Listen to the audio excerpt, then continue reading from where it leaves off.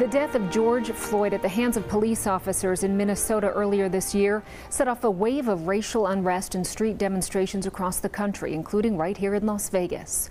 Metro police officials say they've been ahead of the curve when it comes to reforms.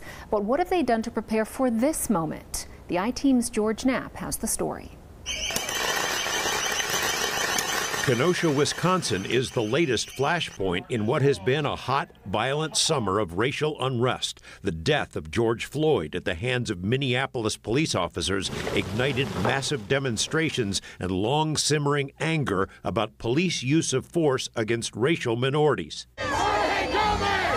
Las Vegas demonstrations began as peaceful protests but erupted into violence and bloodshed. There were confrontations in the streets. An armed man was shot and killed by police. An officer was shot and injured. Metro officials thought they were ready. Anger coming from the people that were out there, and listen, rightfully so, right? I mean, they're angry at the injustice of what they had seen in Minnesota and in other states. Metro officials admit they were surprised by the level of anger directed at police officers during the demonstrations because the department has made so much progress on race relations in recent years. Las Vegas, once known as the Mississippi of the West, has shed its segregationist past, but tensions with police have reemerged from time to time in response to notorious use of force incidents that resulted in deaths. Metro reached its turning point 10 years ago. Coming off of 2010, where we'd had more officer-involved shootings than we'd ever had in the history of Metro.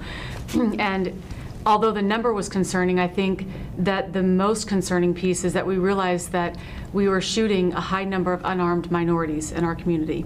And we realized we had to do something about that. Gives you grade number 2? Go to her line. And they have. One area of change, the hiring process. More rigid background checks on officer applicants, as well as polygraph and psychological screenings to weed out racists or potential problem cops. The department has dramatically increased its outreach to minority communities as part of a recruitment effort to hire more minority officers.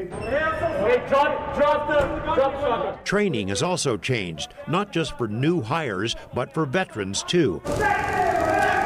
Reality-based training teaches officers how to better handle touchy situations to avoid the use of deadly force. When deadly force is used, each incident is openly discussed in public briefings. That's up to our training and counseling officers to teach those recruits in the academy and in the in-service training. It never stops. So it never stops. So something happens like George Floyd. Do you talk to officers and say, hey, this cannot fly? That discussion has been had department-wide by every leader in this organization. It was clearly unacceptable. We do a comprehensive reporting on all our use of force at the end of the year, and we compare it to subsequent years. That document is on lvmpd.com. That has been recognized as the best police practice in the country. Very similar situated agencies have copied over that type of reporting. As long as Metro hires humans to be police officers, mistakes will happen. But changes made by Metro have made it easier to monitor officers' behavior, to watch for signs that an officer is targeting minorities or using excessive force, and to make sure those who cross the line no longer carry a badge.